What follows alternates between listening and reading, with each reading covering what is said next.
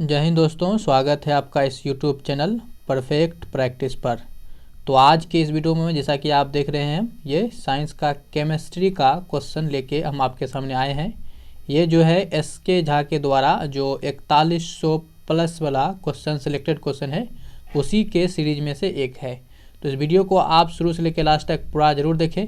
इसमें जो है आपको बेहतरीन कॉन्सेप्ट के साथ में बेहतरीन डिस्कशन और बेहतरीन जो है आपका रिवीजन होगा। तो इस वीडियो को जो है पूरा ज़रूर देखें। साथ ही जो है इस वीडियो को अपने दोस्तों के साथ शेयर करें और यदि चैनल पे आप नए हैं तो सब्सक्राइब करके जो है बेल आइकन ऑन कर लें। सब्सक्राइब करने में किसी प्रकार की जो है पैसा या फिर परेशानी की बात नहीं है, तो सब्सक्राइब करके आप हमें सपोर्ट भी कर सकते हैं और हमें किसी प्रकार का सपोर्ट नहीं चाहिए, बस सब्सक्राइब करके सपोर्ट कर दीजिए। और आपका और अच्छा मन है तो आप शेयर कर सकते हैं, ठीक है। तो चलिए हम जो है शुरू करते हैं इस क्वेश्चन से। क्वेश्चन हमारे पास क्या है कि ठोस के कणों के संदर्भ में निम्नलिखित में से क्या सही है। तो ध्यान रखिए, हमें जो डिस्कशन करना है यानी ध्यान रखना है वो ठोस के बारे में रखना है। जैसे आपको पता ही है कि एक ठोस होता है, द्रव होता है और गैस होता है। तो हमें जो है यहाँ ध्यान जो रखना है वो ठोस के कण के बारे में बताना है। ऑप्शन क्या है, वे यादृच्छिक रूप से जो है गतिशील होते हैं। तो क्या ठोस के जो कण होते हैं वो गतिशील होते हैं यादृच्छिक रूप से? तो गतिशील नहीं होते हैं इसके कण, क्योंकि इसके कण जो होते हैं काफ़ी पास होते हैं, इसलिए गतिशील नहीं होती है। गतिशील की यदि बात करें, गतिशीलता की बात करें तो सबसे ज़्यादा जो गतिशील होती है वो गैसों में होती है। गैसों के बाद जो है लिक्विड में होती है और लिक्विड के बाद ठोस में। तो ठोस में जो होता है सबसे कम गतिशील होती है और ना के बराबर होती ही नहीं है। दूसरी ऑप्शन हमारे पास क्या है, उनके बीच बड़े अंतराल होते हैं। बड़े अंतराल का मतलब आप समझ सकते हैं कि जो अंतर आणविक स्थान है उसके बारे में चर्चा करें। तो बड़े अंतराल की बात देखा जाए तो सबसे ज़्यादा जो अंतराल आपको देखा जाएगा तो वो गैस में, उसी तरह से उसके बाद लिक्विड में, और सबसे कम अंतराल जो है वो ठोस में आपको नजर आएंगे, ना के बराबर। तीसरा ऑप्शन है, तो ये भी ऑप्शन क्या हो जाएंगे, बड़े अंतराल ठोस में नहीं होते हैं, ठीक है। और गतिशील भी ठोस में अधिक नहीं होती है। व्यवस्थित तरीके से विन्यासित होती है। तो क्या वो व्यवस्थित तरीके से विन्यासित होती है? जी हाँ, ठोस के जो कण होते हैं वो बिल्कुल ही क्या होती है, व्यवस्थित ढंग से वो विन्यासित होते हैं यानी सजे होते हैं। तो हमारा ऑप्शन जो है सही खोजना था, तो हमारा ऑप्शन जो है सी इसका करेक्ट हो जाएगा। और चौथा ऑप्शन देख लीजिए, उनमें न्यूनतम आकर्षण होता है। नहीं, न्यूनतम आकर्षण ठोसों में नहीं होता है। आकर्षण की यदि बात करें तो सबसे अधिक जो आकर्षण होता है वो ठोस में होता है। ठोस से जो कम होता है वो लिक्विड में, और लिक्विड से कम जो होता है वो गैस में। यानी गैस में जो होता है आकर्षण सबसे कम होता है, जबकि ठोस में क्या होता है, सबसे अधिक होता है। तो न्यूनतम आकर्षण, ये क्या कथन गलत है।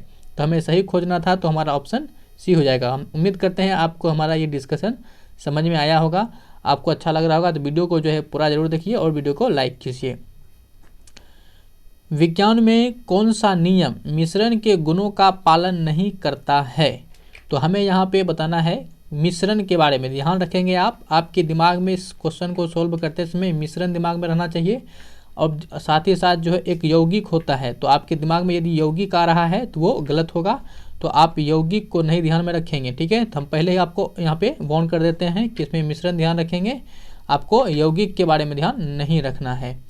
तो ऑप्शन क्या है हमारा, मिश्रण के घटक उनके गुणों को बरकरार रखते हैं। तो बिल्कुल ये सही है कि जो मिश्रण के घटक होते हैं उनके गुणों को बरकरार रखते हैं, लेकिन जो यौगिक का होता है वो यौगिक में बरकरार नहीं रखता है, वो अपने गुणों को ख़त्म कर लेते हैं। लेकिन हमें मिश्रण के बारे में बताना है, तो ये हमारा सही है, लेकिन हमको खोजना जो गलत है उसको खोजना है। दूसरा ऑप्शन है, मिश्रण के अलग अलग पदार्थ हो सकते हैं। मतलब मिश्रण जो है अलग अलग पदार्थ के हो सकते हैं। ये भी सही है कि मिश्रण जो होते हैं वो अलग अलग प्रकार पदार्थ के हो सकते हैं, कोई बड़ी बात नहीं इसमें। तो ये भी हमारा सही है। इसे भौतिक विधि से अलग किया जा सकता है, तो बिल्कुल कर सकते हैं। यौगिक को आप नहीं कर सकते, लेकिन जो है मिश्रण को आप भौतिक विधि से अलग कर सकते हैं। जो मिश्रण होता है इसकी संरचना तय होती है। क्या मिश्रण की संरचना तय होती है? नहीं, मिश्रण की संरचना जो है तय नहीं होती है। यौगिक की संरचना तय होती है, लेकिन मिश्रण की संरचना कोई फिक्स नहीं है। यौगिक की संरचना फिक्स होती है। तो गलत हमें ढूंढना था, तो हमारा ऑप्शन क्या हो जाएगा इसके हिसाब से, जो सही आंसर की बात करें तो हमारा ये डी हो जाएगा सही आंसर, क्योंकि हमें जो गलत खोजना था, ठीक है। उम्मीद करते हैं बाकी सारे जो हमने डिस्कशन किया वो आपको समझ में आ रहा होगा। और दोस्तों आपको साथ ही साथ बता दें, मिश्रण जैसे कि आपको पता ही होगा, रिवीजन करवा लेते हैं। मिश्रण जो होते हैं ये दो तरह का होता है, एक होता है आपका समांगी मिश्रण और दूसरा क्या होता है, विसमांगी मिश्रण होता है ना। तो समांगी मिश्रण में क्या होता है कि आप उस मिश्रण के किसी भी हिस्से को उठाओगे तो आपको क्या होगा कि वहाँ का गुण एक जैसा नजर आएगा, ठीक है। लेकिन विसमांगी में जो होता है ऐसा नहीं होता है, वो अलग अलग होता है। समांगी मिश्रण का जो सबसे अच्छा उदाहरण माना जाता है, जो आपका जितने भी विलयन है, ठीक है, जितने भी विलयन है, विलयन भी जो है ये समांगी मिश्रण होते हैं। और जितने भी आपका मिश्र धातु है, तो मिश्र धातु भी मिश्रण है, लेकिन ये क्या होता है आपका समांगी मिश्रण के अंतर्गत इसको लेंगे, ठीक है। क्योंकि इसमें क्या होगा, निश्चित अनुपात में आपको क्या कर मतलब जो मिलाते हैं वो फिक्स हिसाब से मिलाया जाता है, समांगी रूप से मिलाते हैं। तो मिश्र धातु और विलयन किस में आएंगे, समांगी मिश्रण में आएंगे। बाकी जो आपका धूलकण वगैरह वगैरह है वो आपका विसमांगी में आ जाएगा, ठीक है। नेक्स्ट बढ़ते हैं, शक्कर के घोल में शक्कर डैश है। तो शक्कर का घोल है तो उस शक्कर उसमें क्या है ये बताना है। तो आपको पता है कि जैसे हम शक्कर का घोल बोलते हैं तो उसमें क्या चीज़ घुला हुआ होता है, शक्कर ही घुला होता है। तो ये क्या होता है, घुला हुआ पदार्थ जो होता है वो क्या होता है, शक्कर ही होता है। इस तरह से हमारा ये भी हो जाएगा इसका आंसर। अब इसको जो है आप समझिए, आप पढ़े होंगे विलयन के बारे में। तो विलयन जो होता है इसको हम अपने आम भाषा में क्या बोलते हैं, विलयन को, विलयन को जो हम अपने आम भाषा या घरेलू भाषा में बोलते हैं वो घोल कहते हैं। क्या कहते हैं, घोल। तो आप यदि विलयन नहीं समझ रहे हैं तो घोल समझिए, जो घोल होता है वही उसी को हम केमिस्ट्री के टर्म में विलयन कहते हैं। तो विलयन जो होता है यानी जो घोल होता है ये आपका क्या होता है, एक घोलक होता है जिसमें हम कोई चीज़ घोलते हैं उसको घोलक कहते हैं।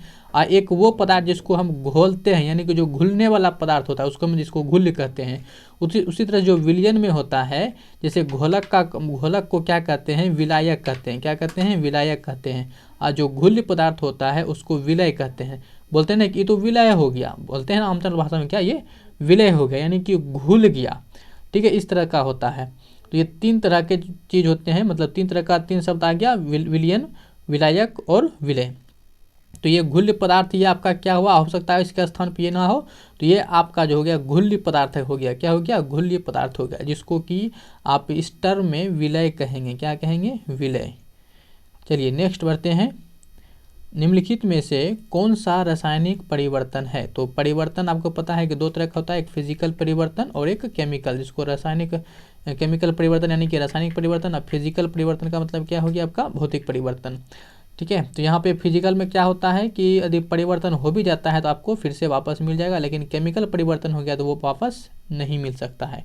तो हमें यहाँ पे रासायनिक परिवर्तन खोजना है। तो मक्खन का खट्टा होना, तो मक्खन का खट्टा होना क्या है, कि रासायनिक परिवर्तन, क्योंकि मक्खन यदि खट्टा हो जाएगा तो फिर से वो मक्खन की तरह वो स्वाद नहीं दे सकता, इसलिए क्या है, रासायनिक परिवर्तन है। बाकी जितने भी है वो सब क्या है, हमारा रासायनिक परिवर्तन नहीं है।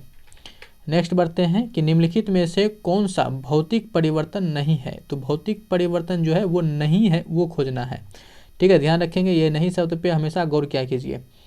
ऑप्शन क्या है कि ठोसों का द्रव में पिघलना। यदि ठोस है, यदि वो द्रव में पिघल रहा है तो वापस से जब उसको हम क्या करेंगे, जमाएंगे तो वो ठोस में आ जाएगा। तो ये तो हमारा भौतिक परिवर्तन है। गैसों का द्रव में द्रवीकरण, जो गैस है उसको द्रव में बदल रहे हैं। यदि गैस को द्रव में बदल रहे हैं तो जब हम द्रव को क्या कर देंगे, गर्म कर देंगे तो फिर से ये क्या हो जाएगा, गैस में बदल जाएगा। तो ये भी क्या है हमारा, तो ये ऑप्शन भी हमारा क्या है, भौतिक परिवर्तन का ही हिस्सा है, ठीक है। पदार्थों का किण्वन, तो पदार्थों का किण्वन, पदार्थ का किण्वन, किण्वन का मतलब आम भाषा में क्या बोलते हैं, सड़ना। यदि पदार्थ सड़ जाएगा तो फिर से वो पदार्थ क्या होगा, ठीक नहीं हो पाएगा। तो ये हमारा क्या है, भौतिक परिवर्तन नहीं है, ठीक है। ये हमारा क्या है, भौतिक परिवर्तन नहीं है, और हमें जो नहीं था वही खोजना था। तो हमारा आंसर क्या हो जाएगा, ये सी हो जाएगा। द्रव का गैस में वाष्पीकरण, तो द्रव का गैस में वाष्पीकरण यदि हो जाएगा तो गैस को हम फिर से द्रव में ला सकते हैं, ठीक है। तो हमारा क्या हो जाएगा, आंसर सी हो जाएगा। उम्मीद करते हैं आपको अच्छा लग रहा होगा, और वीडियो को यदि लाइक नहीं किए तो लाइक भी कर लीजिए, और सब्सक्राइब नहीं किए तो सब्सक्राइब कर दीजिए। क्वेश्चन हमारे पास क्या है, डैश एक रासायनिक परिवर्तन नहीं है। फिर से हमें खोजना, यहाँ पे भौतिक परिवर्तन उसमें था, यहाँ हमें जो है रासायनिक परिवर्तन जो नहीं है उसको खोजना है। एक अंडा का पकाना, तो अंडा यदि पक जाएगा तो फिर से जो है पका हुआ अंडा आपको कच्चा अंडा नहीं मिलेगा, यानी कि ये हमारे पास क्या है, रासायनिक परिवर्तन हुआ है यहाँ पे। ठीक है। और हमें खोजना जो रासायनिक परिवर्तन नहीं हुआ है। एक आइस क्यूब पिघलना, आइस क्यूब, ये आइस मतलब क्या हो गया, बर्फ, बर्फ क्या हो गया, पिघल गया। यदि बर्फ पिघल जाएगा तो पानी बन जाएगा, पानी को फिर से हम जमाएंगे तो वो फिर से बर्फ बन जाएगा। तो ये हमारे पास क्या है, भौतिक परिवर्तन है, रासायनिक परिवर्तन नहीं है ये। तो हमें यही खोजना था जो कि रासायनिक परिवर्तन नहीं है। तो ऑप्शन हमारा क्या हो जाएगा, हमारा 20 का करेक्ट हो जाएगा। बाकी सब क्या हो जाएगा, रासायनिक परिवर्तन हो जाएगा। नेक्स्ट है कि उस प्रक्रिया का क्या नाम है जिसमें गैस सीधे जो है ठोस वस्तु में जो है परिवर्तित हो जाता है। गैस जो है ठोस में आ रहा है, ध्यान रखेंगे यहाँ पे गैस ठोस में आ रहा है। तो गैस का ठोस में आना क्या कहलाता है, डिपोजिशन कहलाता है। क्या कहलाता है, डिपोजिशन। यही यदि उल्टा होता कि जो ठोस है वो सीधा गैस में बदल रहा है, ठीक है, जो ठोस है वो सीधा गैस में बदल रहा है, तो उसको हम क्या कहते हैं, ऊर्ध्वपातन कहते हैं। क्या कहते हैं, ऊर्ध्वपातन कहते हैं। ठीक है, ध्यान रखेंगे इस बात को। और इसी तरह से यदि हमारा जो है ठोस जो है वो लिक्विड में बदल रहा है तो उसको हम क्या कहते हैं, जैसे कोई ठोस है वो लिक्विड में बदल रहा है, आम भाषा में इसको हम क्या कहते हैं कि वो गल रहा है। तो गल रहा है मतलब उसको हम इसी भाषा में गलन कहते हैं, यानी कि मेल्टिंग कहते हैं। उसी तरह से जब आपका लिक्विड जो है वो ठोस में बदल रहा होता है तो हम क्या कहते हैं, जैसे लिक्विड पानी है, पानी को जब बर्फ़ में बना के उसको ठोस करते हैं क्या कहते हैं, उसको हम जमा रहे हैं, जमा रहे हैं मतलब कि जमना उसको कहते हैं। इंग्लिश में इसी को फ्रीजिंग कहते हैं, फ्रिज में रख के जमा देते हैं। और उसी तरह से यदि आपका क्या हो कि जो आपका गैस है इसको ठोस में बदल दें, तब तो गैस को ठोस में बदल देंगे तो ना डिपोजिशन कहला जाएगा, और ठोस को कह देंगे तो इसको गैस में, तो इसको ये क्या कहलाएगा, ऊर्ध्वपातन कहलाएगा। उसी तरह से जो है आपका लिक्विड को जब हम गैस में बदलेंगे, लिक्विड को गैस में बदलेंगे तो ये आपका वाष्पीकरण कहलाएगा। क्या कहलाएगा, वाष्पीकरण। और गैस को जब हम लिक्विड में बदलेंगे तो ये क्या कहलाता है, आपका संघनन कहलाता है। क्या कहलाता है, संघनन। ठीक है, तो उम्मीद करते हैं आपको समझ में आ रहा होगा और आपका रिवीजन भी हो रहा होगा। तरल अवस्था में गैसीय अवस्था में रूपांतरण को क्या कहा जाता है, तो तरल अवस्था से जो है गैसीय अवस्था में बदलना है। ठीक है, तरल अवस्था से गैस के अवस्था में बदल रहे हैं। ठीक है, तो इसको क्या कहेंगे, तो ये हमारा वाष्पीकरण होता है। क्या होता है, वाष्पीकरण होता है। ऊर्ध्वपातन तो आपको समझा ही दिए कि ऊर्ध्वपातन में क्या होता है कि कोई ठोस को जब आप क्या करते हो, गैस में बदल देते हो। और संघनन में तो आपको बताया, संघनन मतलब क्या होता है कि उसको जो है कोई गैस को जो है आप लिक्विड में बदलते हो तो उसको संघनन कहा जाता है। ठीक है, क्वेश्चन नेक्स्ट हमारे पास क्या है, सितारों में प्लाज्मा बनने का कारण है। तो सितारों में जो प्लाज्मा बनता है उसके बनने का कारण क्या है, तो उसके बनने का कारण है वहाँ का उच्च तापमान। उच्च तापमान कितना, प्लाज्मा अवस्था में कितना तापमान होता है, तो आपको जान के हैरानी होगा कि इसमें जो है 20,000 डिग्री सेल्सियस, ध्यान रखिए डिग्री सेल्सियस बोले, 20,000 डिग्री सेल्सियस तक का यहाँ पे टेम्परेचर होता है प्लाज्मा अवस्था में। बहुत बड़ी चीज़ है। साथ ही साथ यदि प्लाज्मा अवस्था के बारे में आपको बताए तो आपको पता है ये पदार्थ की जो है चौथी अवस्था है। क्या है, पदार्थ की चौथी अवस्था है। और प्लाज्मा अवस्था में जो होता है वो आकार, इसका आकार भी क्या होता है, निश्चित नहीं होता है, और ना ही इसका जो है जो आयतन होता है वो निश्चित होता है। तो ये भी इसका निश्चित नहीं होता है। चौथा अवस्था के बाद जो है एक और पांचवा अवस्था होता है पदार्थ को, जिसको कि हम क्या कहते हैं, बोस-आइंस्टीन कंडेंसेट अवस्था। बोस-आइंस्टीन कंडेंसेट अवस्था इसको कहा जाता है। और आपको पता है कि यूँ तो ठोस, द्रव और गैस सामान्यतः 3 है, लेकिन पदार्थ की 5 अवस्था भी होती है, आपको पता ही है। बढ़ते हैं नेक्स्ट, हम न्यूट्रॉन को छोड़कर सभी डैश परमाणुओं में मौजूद होते हैं। तो क्वेश्चन का यहाँ जो फ्रेमिंग है वो थोड़ा बिगड़ा हुआ है। इसका कहने का मतलब ये है कि डैश मतलब कौन से ऐसे तत्व हैं जिसमें कि न्यूट्रॉन नहीं पाया जाता है। ठीक है, ये तो हाइड्रोजन जो होता है, हाइड्रोजन में आपका क्या होता है, ये न्यूट्रॉन नहीं पाया जाता है। हम जो है स्टैटिक जीके में भी जो है, जो हमने रुक्मणी प्रकाशन का वॉल्यूम 2 में करवा रहे हैं, तो उसमें स्टैटिक जीके में भी जो है साइंस इस सवाल आता है, तो बहुत सारा कई बार डिस्कशन कर चुके हैं। तो आप जो है उसको ज़रूर देखिए। हम जो है उसमें 1000 क्वेश्चन का जो है एकदम फुल डिस्कशन जो है करवा चुके हैं। तो आपने नहीं देखा है तो इसको देख लीजिए, इतना आप कर लीजिएगा तो आपका बहुत सारा कवर हो जाएगा टॉपिक। ठीक है, तो हाइड्रोजन में क्या होता है, न्यूट्रॉन नहीं होता है। हाइड्रोजन की परमाणु संख्या भी 1 होती है और इसकी द्रव्यमान भी 1 ही होता है। ठीक है ना, बढ़ते हैं आगे। और उसके पहले जो है आपके CR का मतलब क्या होता है, क्रोमियम, जिसकी परमाणु संख्या जो है 24 होता है। और C का मतलब क्या होता है, कार्बन, जिसकी परमाणु संख्या 6 होता है। और Mg का मतलब मैग्नीशियम होता है, इसकी परमाणु संख्या कितना होता है, 12 होता है। ठीक है, नेक्स्ट हमारे पास क्वेश्चन क्या है कि रदरफोर्ड के अल्फा कणों के परिकरण प्रयोग के परिणाम स्वरूप किसकी खोज हुई। तो अल्फा कण के जब रदरफोर्ड ने क्या चीज़ का खोज किया था अल्फा कणों के प्रयोग से, तो रदरफोर्ड जो है इन्होंने परमाणु का जो नाभिक था उसकी खोज किया था। किसकी? परमाणु के नाभिक का खोज। और अल्फा कण का प्रहार इसने किस पे किया था? तो जो सोने का पत्थर था उस पर किया था। ठीक है, नेक्स्ट क्वेश्चन हमारे पास बढ़ते हैं। क्वेश्चन क्या है कि एम सतह यानी कि एम सेल में जो है समायोजित किए जाने वाले, किया जा सकने वाले इलेक्ट्रॉनों की संख्या क्या होती है? तो एम सेल में आपको बताना है कितना होता है। तो आपको पता है किसी भी सेल में जो है 2n² इलेक्ट्रॉन हो सकते हैं। और यदि एम की बात करें तो यहाँ आप देखते हैं के से शुरू होता है, KLMN। तो m कितने नंबर पे आता है? 3 नंबर पे आता है। तो आप यहाँ पे बैठा लीजिए कि n क्या 3 है, 3 का स्क्वायर 9 है, 9 दूनी 18 हो जाएगा। ठीक है, तो इस तरह से क्या हो जाएगा? 18 इसका आंसर हो जाएगा, 18। ठीक है ना, बढ़ते हैं नेक्स्ट क्वेश्चन की तरफ। क्वेश्चन हमारे पास क्या है कि रदरफोर्ड परमाणु मॉडल में अल्फा कण डैश पर प्रक्षेपित किए जाते हैं। तो आपको अभी तो तुरंत बताए थे कि रदरफोर्ड का जो परमाणु मॉडल था अल्फा कण किस पे किया गया था? तो सोने पे। सोने को क्या कहते हैं? स्वर्ण। तो स्वर्ण हो जाएगा इसका आंसर, ऑप्शन ए ही इसका करेक्ट हो जाएगा। और रदरफोर्ड ने क्या चीज़ का खोज किया था? तो ये नाभिक के खोज किए थे। किसके? नाभिक के खोज किए थे। और साथ ही साथ जो है आपका है ना, जो इलेक्ट्रॉन प्रोटॉन न्यूट्रॉन होता है इसको लिए आप याद रखिए GTC पेन, GTC पेन आप नाम याद रखिए। ठीक है, यानी कि प्रोटॉन की खोज गोल्डस्टीन ने किया, इलेक्ट्रॉन की खोज जो है थॉमसन ने किया, और न्यूट्रॉन की खोज जो है वो चैडविक ने किया। तो आप इस ट्रिक को भी याद रख के कर सकते हैं, तो काफ़ी इंपॉर्टेंट है। तो इस तरह से जो है दोस्तों हमने क्या किया, ये इतने क्वेश्चन का डिस्कशन किया। ये एक तरह से आपके लिए डेमो था। और जो है आपको ये वीडियो कैसा लगा आप हमें जो है कमेंट में करके बताएं। एक जो है स्टूडेंट ने जो है कमेंट करके बोले थे साइंस के बारे में, तो इसीलिए जो है इस वीडियो को हम लाए हैं साइंस के लिए। तो आप हमें कमेंट करके बताएं आपको ये कैसा लगा, आपको क्या इसके ऊपर भी वीडियो चाहिए तो हमें बताइएगा, तो उस हिसाब से फिर हम बनाएंगे। ठीक है, तो वीडियो को यदि आपने सब्सक्राइब नहीं किया है तो सब्सक्राइब कर लीजिएगा चैनल को, और इसे शेयर कर दीजिए ताकि लोग जल्दी से जल्दी जुड़े।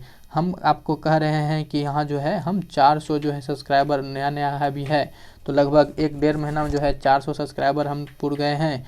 तो आप जो है जल्दी से 100 और पुराइए, यानी 500 पुराइए। और 500 जब पुर जाएगा तो हम कुछ और नया चीज़ सोचेंगे।